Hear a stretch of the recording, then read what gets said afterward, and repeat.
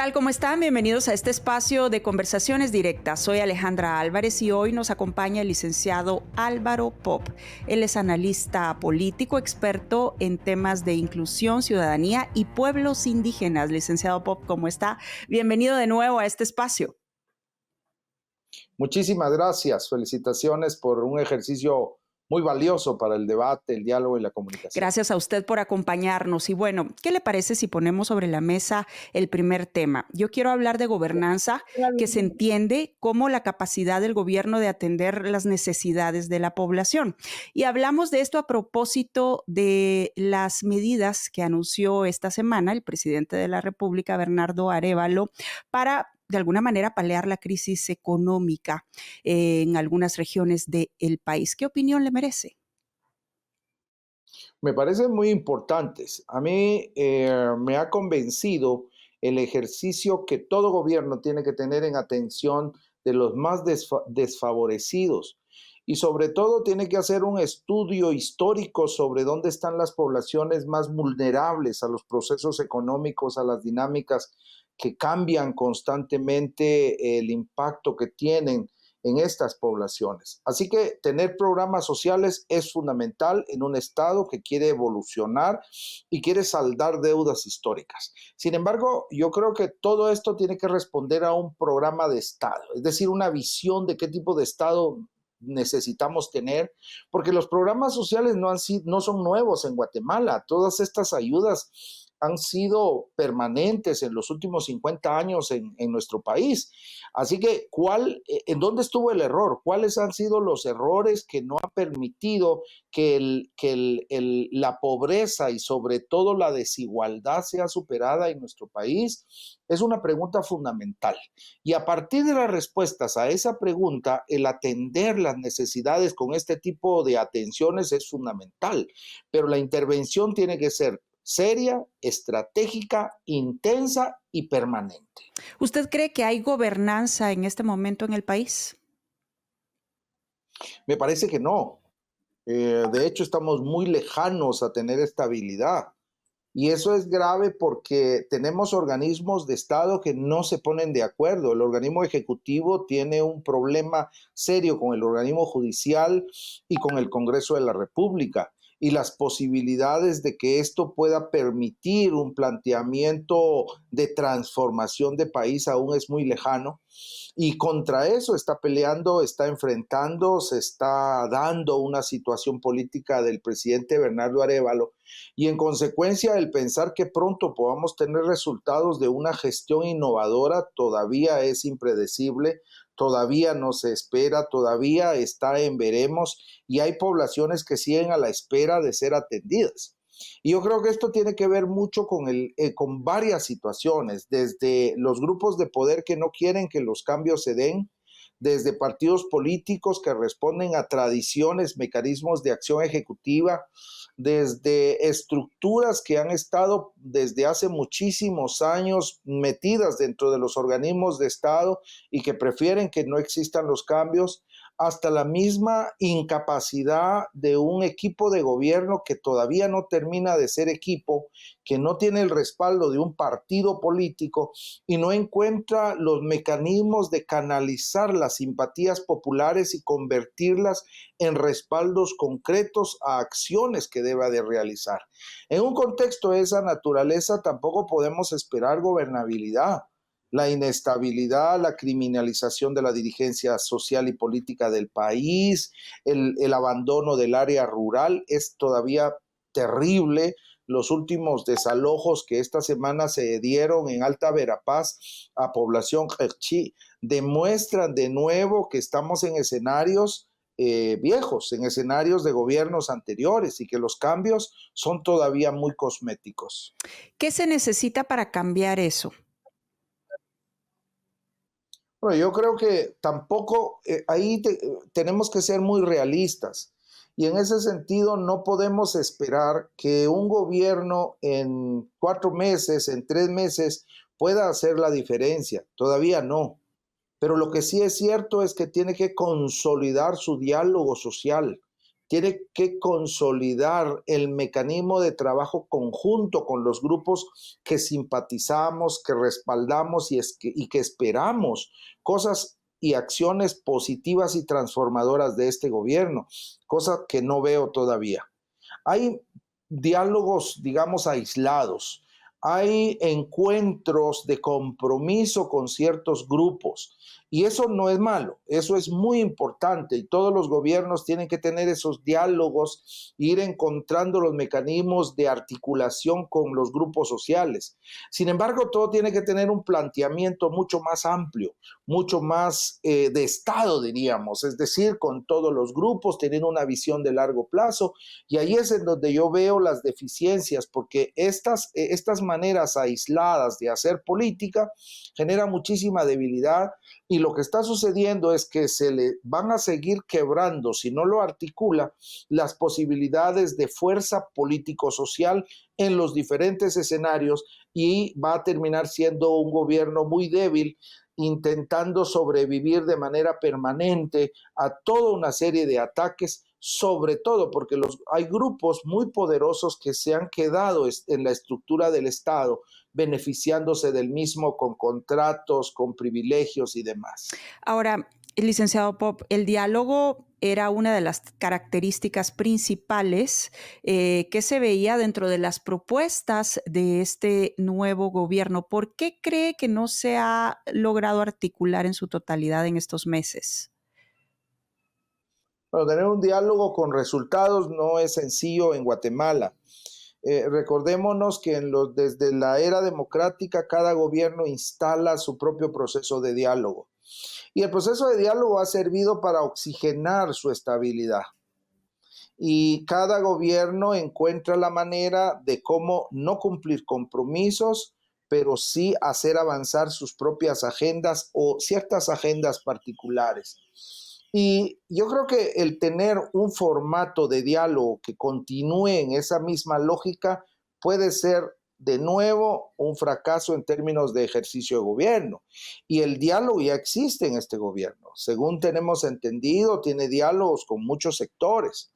El problema es que esos diálogos no terminan de articular una fuerza social que refleje en lo político respaldos importantes.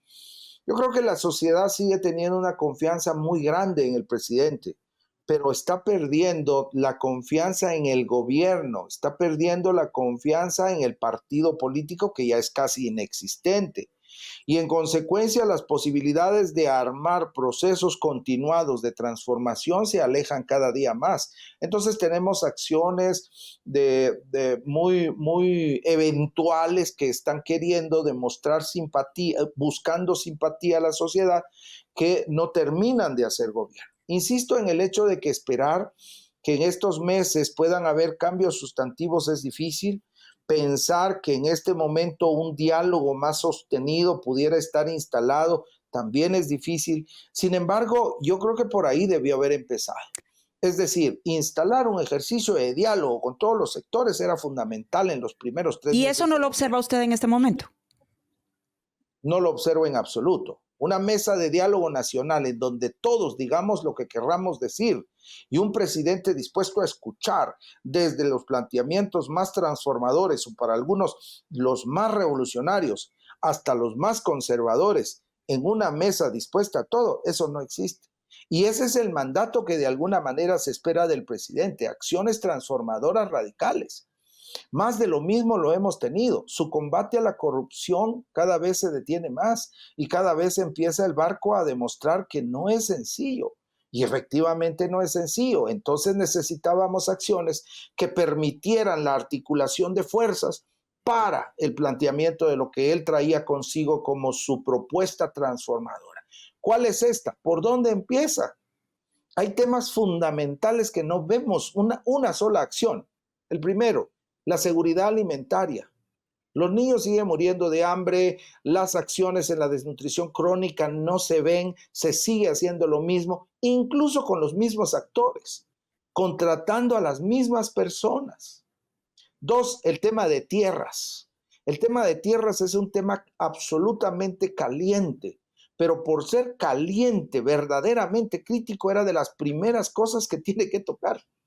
Es el gobierno que tiene más respaldo social de los últimos 30 años. Y por lo tanto, una acción de esas era fundamental. Y luego hay otra serie de temas fundamentales como el agua. Y el agua cruza todas las necesidades. En consecuencia, este tipo de cuestiones no se han tocado. Estamos ante un gobierno que ha tenido que ser el bombero de nuevo y entonces está atendiendo cosas de emergencia, situaciones que permanentemente se dan en este ejercicio, desde los incendios, y ahí literalmente bombero, hasta todo este tipo de problemas presupuestarios que no tiene. Su planteamiento presupuestario se ha demostrado que tiene deficiencias desde técnicas hasta políticas.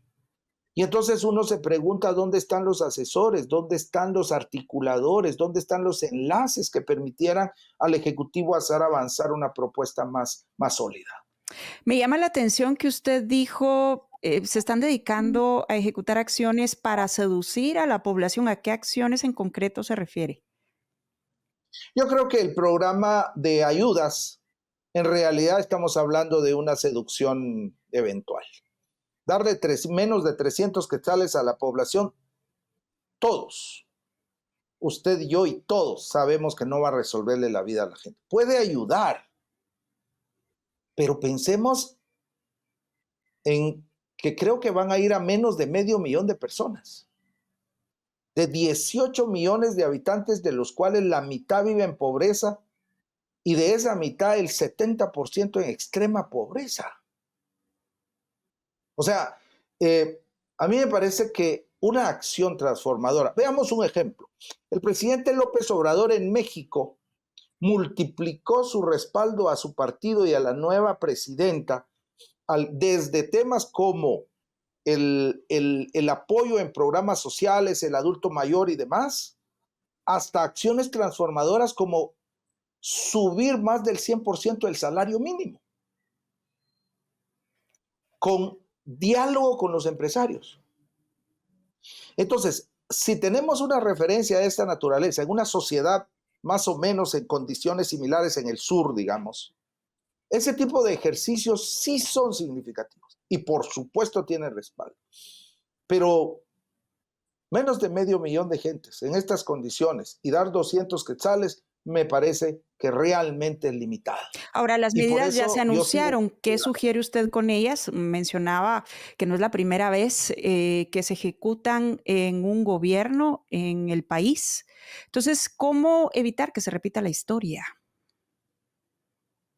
Bueno, yo creo que la primera cosa es que las mentes más privilegiadas en términos de la acción política y de las políticas públicas y el escuchar recomendaciones de qué es lo que quiere la población puede venir por ahí.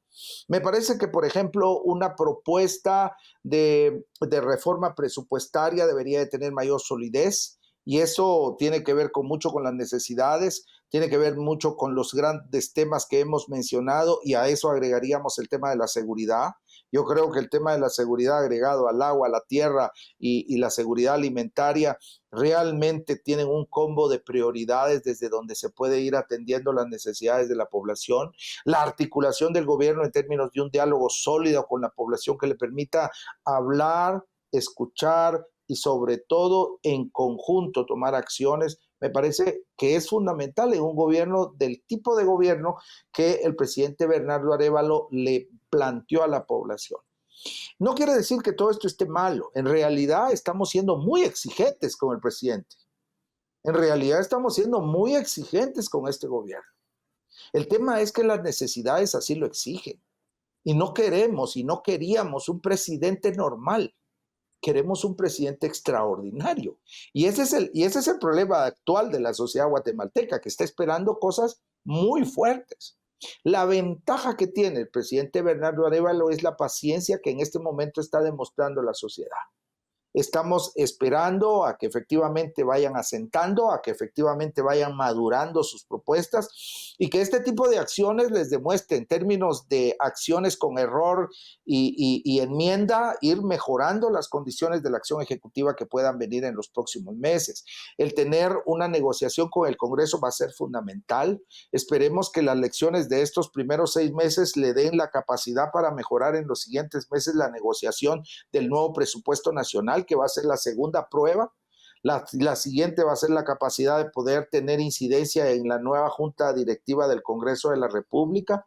Si no, las condiciones de las cuales estamos hablando del inicio de gobierno pueden aumentar en torno a la crisis, pueden tener mayores deficiencias. Pero en general yo creo que hay que reconocer una paciencia muy importante de la población, un distanciamiento de la política nacional de muchos sectores rurales, muchos sectores comunitarios, que ven que de nuevo el gobierno está ya en la capital y que las lógicas locales, las lógicas departamentales, los personajes, los funcionarios, las situaciones que se dan en lo local se siguen aumentando, incluso no solo repitiendo, también en estos nuevos tiempos. Ahora, hay un tema muy importante que es el diálogo con los pueblos indígenas. ¿Cómo usted ha observado eso, licenciado Pop? Bueno, yo creo que ahí hay de nuevo que regresar al hecho de que estamos hablando del tema de temas. Cuando uno analiza América Latina, encuentra 3 países que tienen el factor indígena como el factor determinante del presente y del futuro. Ecuador, Bolivia, Guatemala y el sur de México son similares en esas condiciones de lo determinante que es el tema para lo que se pueda estar haciendo, para lo que se pueda estar esperando. Y en el caso de Guatemala, lo lamentable, también en el caso del Ecuador, y ya no tanto en el caso de Bolivia, pero en el caso de Guatemala es que el tema está fuera totalmente de las discusiones nacionales. Esa es la primera observación que yo haría a la cuestión de pueblos indígenas. Hay que reconocer que hay toda una serie de contactos y contactos continuados, diría yo, entre las autoridades que defendieron el proceso electoral, exigieron el cumplimiento de la democracia y respaldaron casi llevando en andas al presidente al 14 de enero a la toma de posesión, en donde se están desarrollando diálogos y encuentros, pero que más allá de diálogo en términos del Estado, lo que nos tememos es que pueda convertirse en una lógica de diálogo clientelar de nuevo. Es decir, que sirva nada más para que las autoridades y las organizaciones puedan llevar un listado en el cual qué va a pasar con Fodigua, qué va a pasar con la DEMI en términos de la institucionalidad indígena responsable de estas cuestiones, o dónde específicamente necesitamos un puente, dónde necesitamos un hospital, cosas que son importantes. Sin embargo, no es el tema en términos de transformación del Estado. Y ahí pensar que somos más de 8 millones de indígenas en un país de 17 millones, necesita un proceso un poco más sólido en términos de una propuesta. Y yo creo que estos meses, reitero lo dicho en el análisis más general, estos meses le van a permitir al presidente y a su equipo de gobierno y a su gabinete de gobierno, que son 2 cosas diferentes, pero tienen que ir en el mismo sentido, reconocer que los grandes temas de país pasan por tener un enfoque y un cuerpo de criterios para atender la multiculturalidad del país. El tema de los idiomas, el tema de la tierra, el tema de la pobreza extrema y de la nutrición está anclada en regiones de pueblos indígenas. Si en consecuencia el factor indígena no es considerado para las atenciones de estos temas, las posibilidades de repetir resultados serán los mismos. Si seguimos haciendo lo mismo, tendremos los mismos resultados.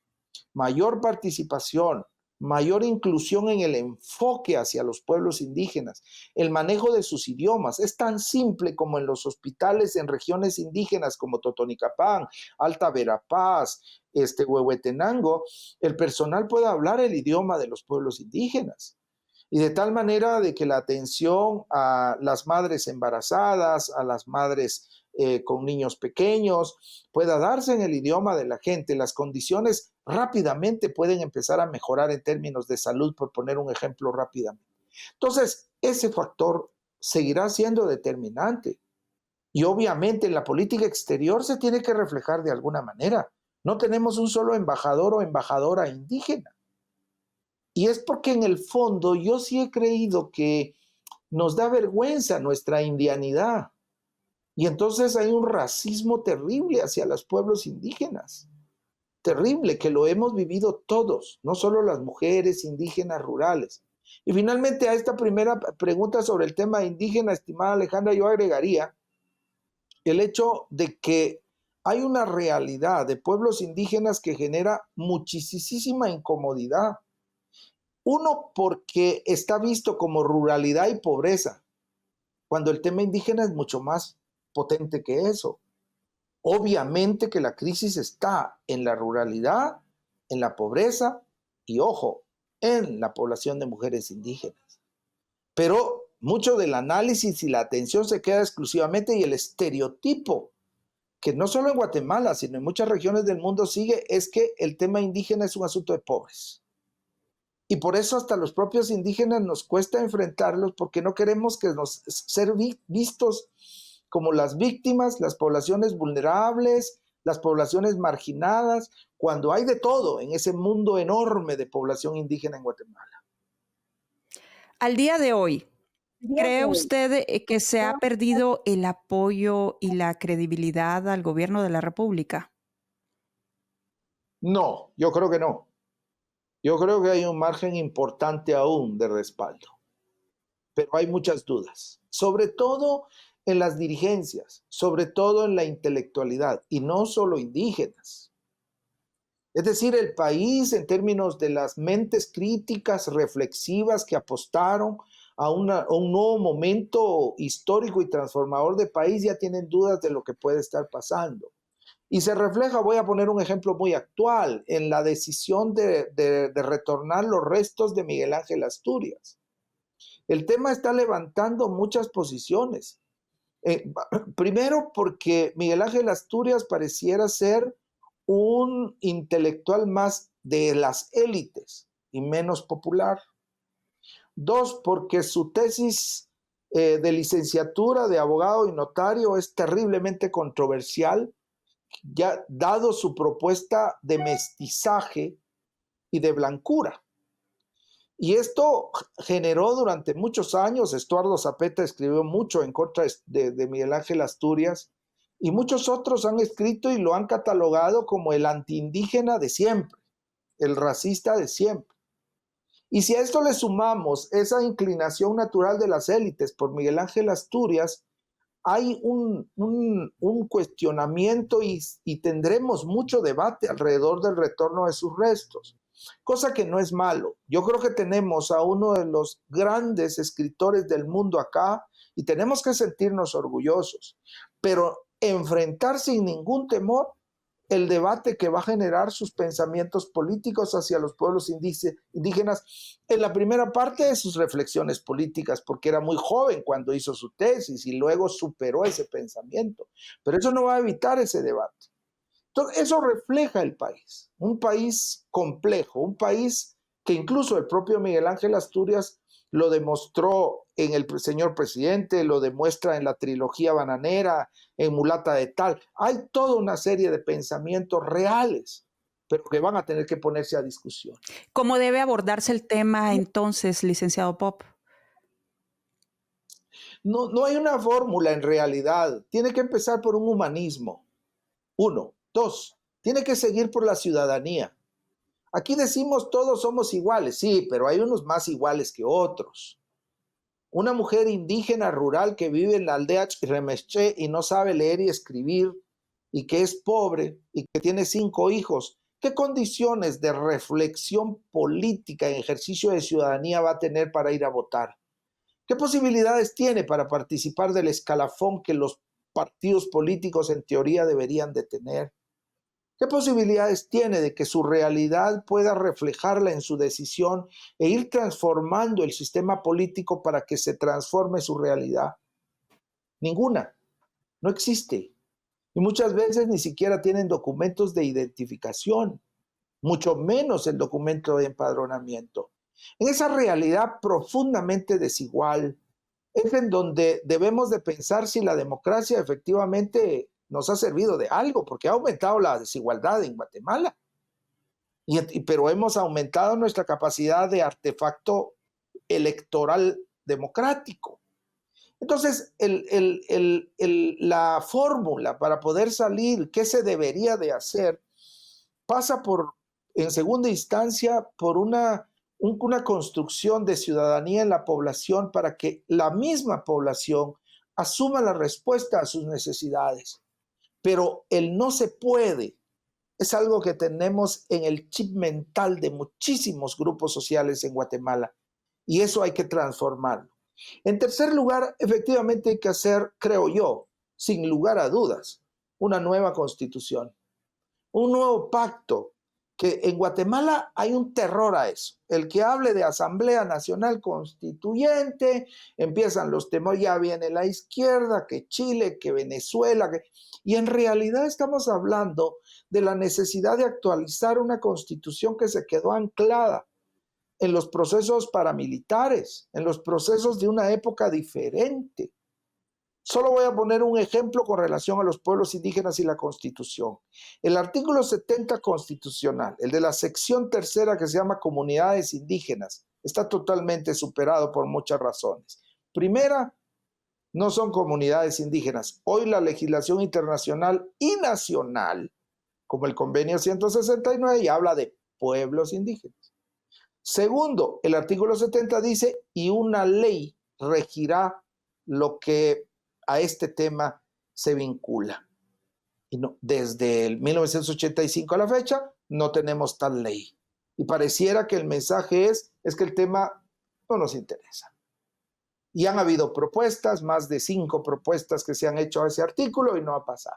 Entonces yo creo que el tercer aspecto, que no tiene que ver con el presidente, que tiene que ver con la nación, con la sociedad guatemalteca, es la tercera acción que yo diría recomendable para avanzar en el país. Y finalmente, yo sí creo que hay que reformar la institucionalidad indígena. Ya está agotada, ya está limitada la Defensoría de la Mujer Indígena, la Academia de Lenguas Mayas, el Fondo Indígena, la Comisión Presidencial contra el Racismo y la Discriminación. Son entidades, son más de 28 entidades que se han agotado, ya han cumplido con su mandato si es que lo hicieron, pero ya hay que hacer un proceso de transformación en diálogo con los pueblos indígenas. Ahora quiero preguntarle, ¿usted cree que solamente con cambios tan profundos se puede fortalecer la inclusión social y evitar el racismo en un país como Guatemala? No, de ninguna manera. Tenemos que empezar paso a paso y por eso creo que lo que debe de hacer el presidente es precisamente ir en esa dirección. Me pareció muy importante la decisión y por eso hay luces y sombras siempre en toda administración. Lo que el presidente Bernardo Arévalo hizo con la designación de mujeres indígenas para gobernadoras es el acto más significativo de la historia del país en los últimos 35 años. El presidente Álvaro Colón nombró a la primera gobernadora, doña Dominga Tecún, en Alta Verapaz, y a partir de eso una mujer indígena en términos de la cantidad de ellas para tomar decisiones no ha tenido esa capacidad. Así que estamos ante una política innovadora. Yo creo que también el tener mujeres indígenas como la ministra de Trabajo, como viceministras, es importante y va a tener resultados innovadores. Sin embargo, siempre es insuficiente. Ante la magnitud del problema y ante el sentimiento de los pueblos indígenas, esto es insuficiente. Hay toda una serie de propuestas que se le presentaron en el tiempo de transición y la expectativa de los pueblos indígenas es siempre medir si esto se ha ido cumpliendo. Y lamentablemente los indicadores demuestran que no. Pero entendemos también, y ahí la paciencia tan valiosa de los pueblos indígenas, de decir, bueno, él está empezando, está avanzando y está queriendo hacer las cosas bien. Por lo mismo, no he encontrado una descalificación automática al presidente Bernardo Arévalo, pero sí esas reflexiones cuestionadoras, críticas sobre los siguientes pasos, sobre los siguientes rumbos y sobre los resultados que se pudieran ir dando en algunas acciones en los departamentos que ayuden a creer que efectivamente estamos en un tiempo transformador. Yo creo que la inclusión de pueblos indígenas pasa no solo en las políticas públicas, sino en las actorías. El que, por ejemplo, el Ministerio de Relaciones Exteriores pueda tener una participación más importante de hombres y mujeres indígenas va a demostrar esa apertura. Lo de los consejos de desarrollo y las acciones de proyectos vinculados al tema también, y la instalación de diálogos formales que puedan empezar a demostrar que juntos podemos hacer una transformación de país. Ahora, ¿hasta dónde cree usted que puede llegar la paciencia de la población en general en ese sentido? Es decir, ¿cuánto más puede durar un periodo de gracia para un gobierno que está iniciando y ver acciones concretas? Yo creo que esto puede durar los 4 años, porque yo creo que las dirigencias y la intelectualidad indígena y las organizaciones de base están totalmente claras que este es un proceso grande, aunque les cueste creer a ciertos sectores, pero estamos hablando de dirigencias muy sabias que han entendido que los procesos políticos no son rápidos, no son de encender un fósforo o de apagar una vela, son procesos lentos, y el manejo del tiempo en las poblaciones indígenas urbanas, rurales, profesionales o no profesionales es el mismo, de nuevas paciencias o de ancestrales maneras de entender los cambios. Entonces yo creo que va a depender de varias cosas. Yo creo que los 4 años pueden tener la capacidad de estar encontrando resultados y estar encontrando posibilidades en las acciones que se puedan hacer. Pero por el otro lado, si estas acciones más bien son en contra de los intereses de los pueblos, la paciencia se va a agotar más rápido. Y por el otro lado también, cuestiones económicas, cuestiones socioeconómicas, la producción agrícola, la producción comercial de todo Occidente que ayuda a la alimentación de todo el país, el tema de las abarroterías y demás, los mercados están en manos de los pueblos indígenas. Si no tienen una atención más especial, más específica, que beneficia en general a toda la población, eso sí pueden ser detonantes que puedan agotar la paciencia. Y los otros que tienen un poco de menos paciencia son precisamente las poblaciones familiares de los migrantes y los migrantes mismos. Porque si las condiciones no son las mejores para ese enorme esfuerzo que están haciendo los migrantes, que incluso yo escuché en la CAME, en la Comisión de Actualización y Modernización Electoral, escuché frases como: estos creen que son los que sostienen al país. Es que no es que crean, es que son casi 20,000 millones de dólares al año sostienen al país. Y la economía funciona a partir de mucho de ese dinero que viene. Entonces, ya empiezo a escuchar acciones de discriminación, no acciones, frases de discriminación hasta estas poblaciones, que al final del día, si no tienen acciones que beneficien sus esfuerzos, tenemos el riesgo del agotamiento más rápido del que se podría esperar de poblaciones indígenas que lo han aguantado todo, insisto, incluyendo los últimos desalojos, el más grave, el más brutal que ha sido en los últimos días en Alta Verapaz para poblaciones perchí, que llegan incluso a quemar el alimento. Y luego la pregunta al Estado, en el artículo 1 constitucional, ¿a dónde se van a ir? Para ir concluyendo, licenciado Pop, ¿cuáles serían las recomendaciones que usted dejaría sobre la mesa en este momento ante el contexto que estamos viviendo?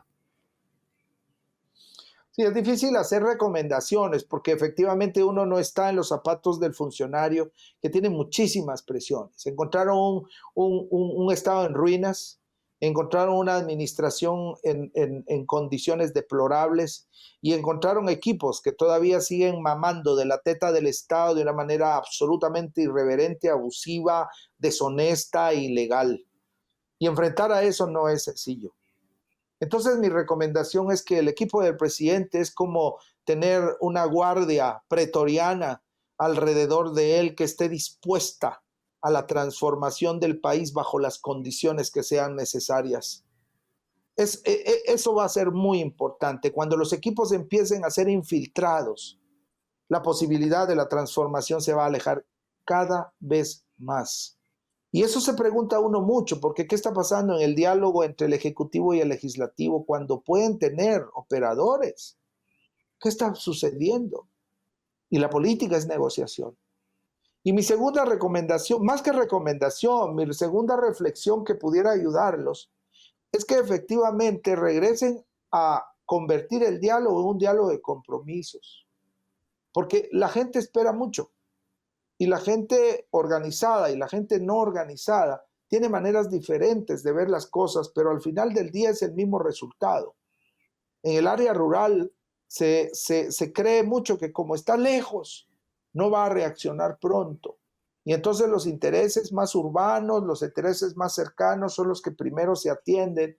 Y yo creo que ese es un error, porque se demostró a finales del año pasado, en el último semestre del año pasado, que son esas poblaciones las que aún creen en el futuro, en las que creen que efectivamente se pueden hacer las cosas.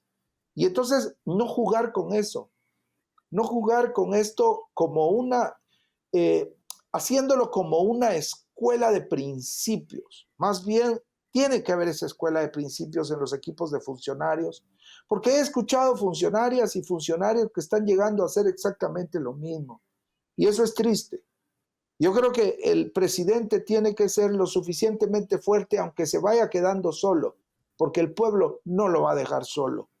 Los funcionarios sí, cuando sus intereses no van al lado de sus propios beneficios. Así que cuidar ese contexto, cuidar el diálogo con la sociedad y ser parte de este pueblo tan sufrido, que tiene tanta expectativa con este nuevo gobierno y que por lo tanto está apostando por él. Bien, pues el licenciado Álvaro Pop, muchas gracias por haber conversado con nosotros en este espacio. Ha sido un verdadero gusto. Gracias, Alejandro. Bien, y gracias a ustedes por su sintonía. Hoy conversamos con el licenciado Álvaro Pop, analista político, experto en temas indígenas y también de inclusión y ciudadanía. Hasta la próxima. Soy Alejandra Álvarez. Nos vemos.